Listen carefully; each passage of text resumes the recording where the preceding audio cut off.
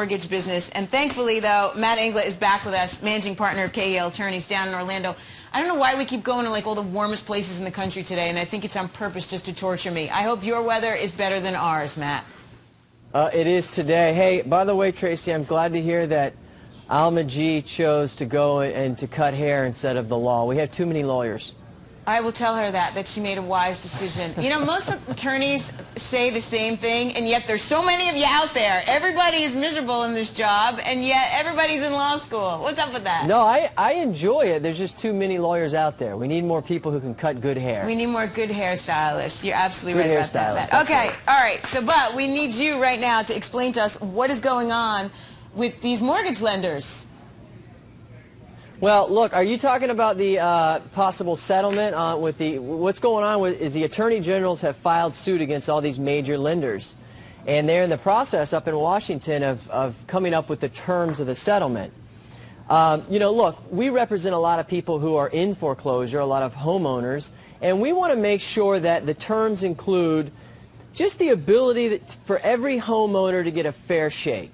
So that if they can afford to stay in their home, if you can lower the interest rate, maybe extend the term, that they get the opportunity to do that. That's what we want to make sure happens as a result of this.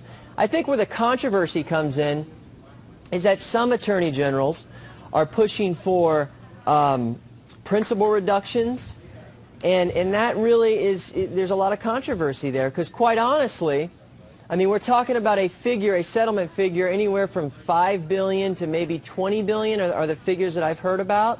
That is, if you extrapolate that over all the, over all the amount of people who could qualify for this, we're not talking about a lot of money in a principal reduction.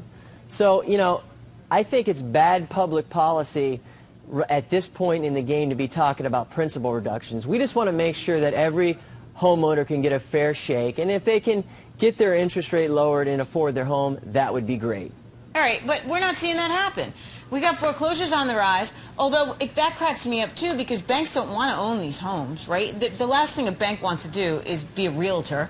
So we're not seeing banks work with anyone, are we?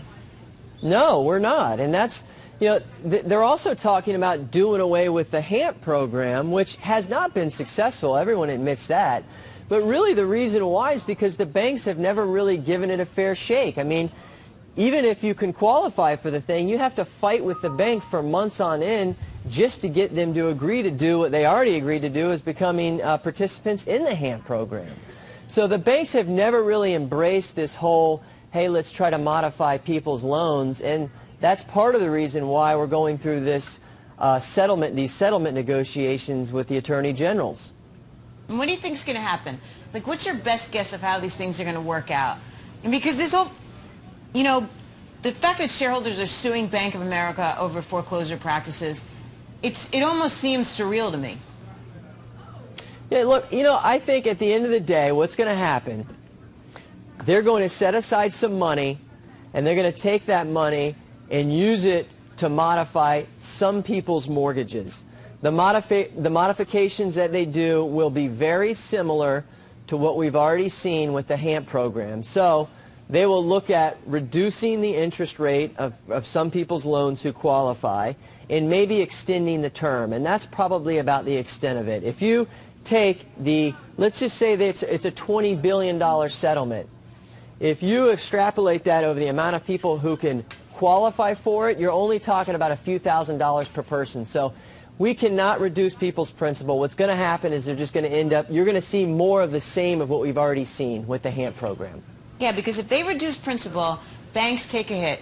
And people also have to realize that principal reduction means a tax hit as well, because forgiveness of debt is taxable, or is going to be taxable at least in 2012, if I'm not mistaken. So the only option, what you're saying, is to spread out the loan for a longer period of time or potentially give me a better interest rate. That's all they can afford to do right. with a $20 billion settlement. They cannot afford to forgive principal. In addition to that, think about it, Tracy.